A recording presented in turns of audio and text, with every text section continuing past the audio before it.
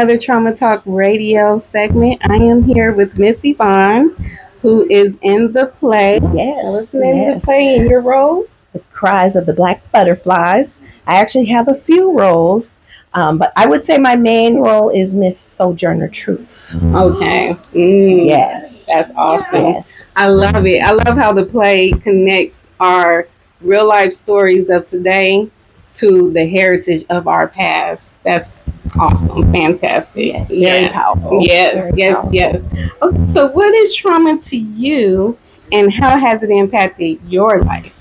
Well, trauma to me is something that needs to be taken on by the community that surrounds you. And when I say that, I mean that people need to know that they're not alone in their trauma. They need to know that there's a safe place that they can go, whether it's a friend or a family member or other community resources.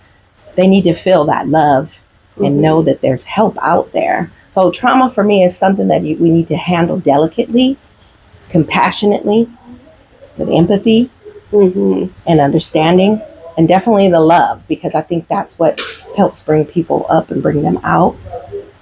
And trauma for me, it's all in the family. That's all of our families have dealt with some things.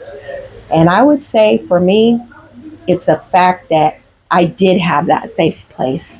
Right. My stepfather tried to molest me when I was about 10 years old. And I always tell people the difference for me was that my mother believed me. Yeah. So we have to understand that not everyone has that.